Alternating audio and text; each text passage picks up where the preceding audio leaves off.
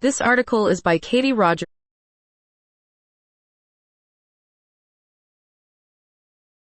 and read by an automated voice. For a decade, President Trump has talked about a country where elections are broken, plagued by corrupted people, widespread fraud, and faulty voting machines. According to Mr. Trump, this country is the only place in the world that allows for mail-in voting, and the only country that allows one political party to cheat in every election. Despite Mr. Trump's claims to the contrary, the country he is describing is not the United States of America. To say it yet again, there is no evidence of widespread voter fraud, including by non-citizens, as Mr. Trump claims. Still, he persists. Mr. Trump has always ramped up his efforts to cast doubt on the integrity of elections when he or Republicans he favors might lose. So far, ahead of a midterm election season where Republicans are fearful of losing the House, and perhaps the Senate too, Mr. Trump's latest pronouncements are right on time and relentless. Lately, he has almost compulsively rehashed the results of the 2020 election, which he narrowly lost, telling everyone from his Truth Social followers to congregants gathered for a national prayer breakfast that the whole thing had been rigged against him. He has suggested that American elections should be nationalized, a comment so at odds with the Constitution that the White House tried to walk it back, offering the excuse that Mr. Trump was simply supporting voter identification measures at the polls. On Friday afternoon, Mr. Trump said on social media that voters in the midterm elections would be required to present voter identification, whether approved by Congress or not. He said he would issue an executive order, including those provisions, a move that would almost certainly be blocked by the courts because the Constitution gives the executive branch no authority over elections beyond what Congress has authorized. "I don't know whether his party is going to do well in November or not," said David Becker, the executive director of the Center for Election Innovation and Research, a nonpartisan group that advises election officials. "What I know is that he appears to think his party is going to do poorly in November. If it feels as if Mr. Trump is using his bully pulpit to attack American elections more often lately, that is because he is." In his second term, Mr. Trump has used words like rigged, crooked, stolen, and fraudulent to describe elections hundreds of times. Since the start of the month, he's gone on a tear, using these words to characterize elections 139% more frequently than in the preceding months of his term, according to a New York Times analysis of his public remarks. On Thursday, Mr. Trump attacked mail-in ballots, a process he has used to cast his own vote. "We're the only country in the world that has mail-in ballots," Mr. Trump said, falsely, during an environmental event at the White House on Thursday. He was promoting voter identification legislation that was passed by the House, but which has no path in the Senate, where Republicans have bucked pressure from the White House to ram the bill through. "There aren't anywhere close to the votes, not even close, to nuking the filibuster," Senator John Thune, Republican of South Dakota and the majority leader, told reporters earlier this week. "That doesn't have a future." This has not stopped Mr. Trump from pushing for the elimination of the filibuster and from adding misinformation about what the legislation can actually do. On Thursday, he claimed that the legislation would end mail-in voting, which is not true. Nor was his assertion that the United States is the only place in the world that allows for mail-in voting. 34 countries and territories allow for mail-in ballots.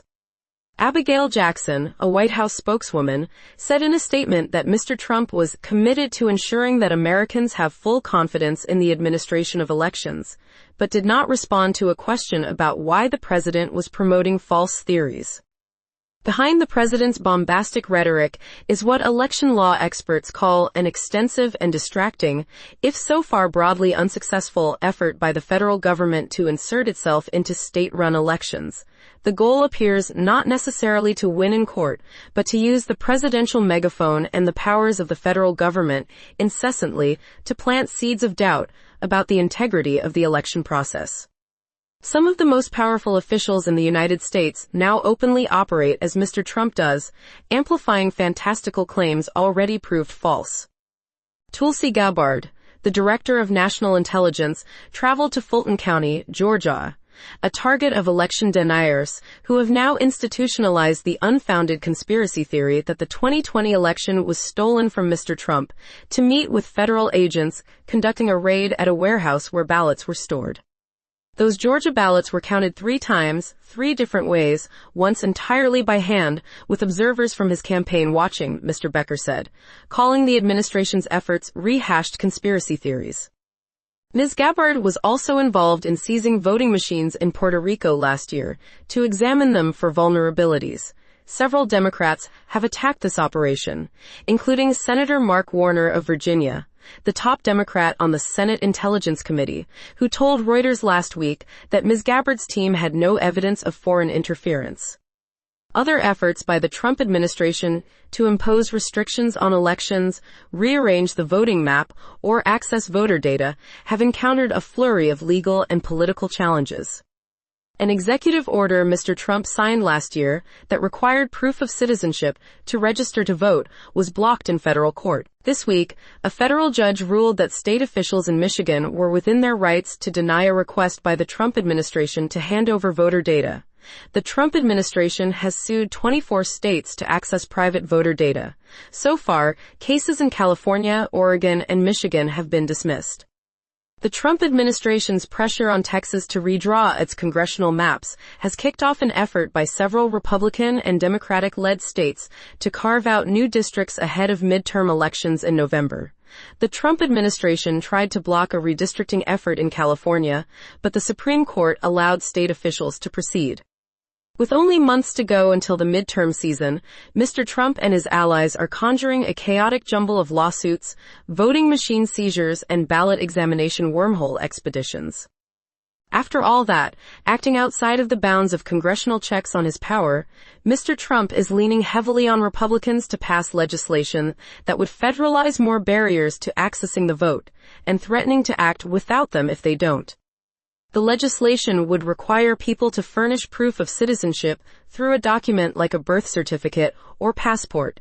Research from the Center for Democracy and Civic Engagement at the University of Maryland and the Brennan Center for Justice has found that more than 21 million Americans lack easy access to documents like a birth certificate or a passport, and about half of Americans do not even have a passport.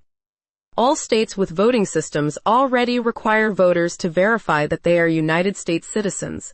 The sort of fraud that a voter identification system would prevent is also almost non-existent, according to experts.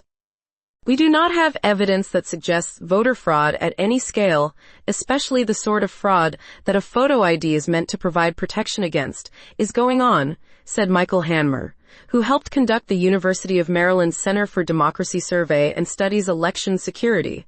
There just isn't that sort of impersonation fraud going on at any scale.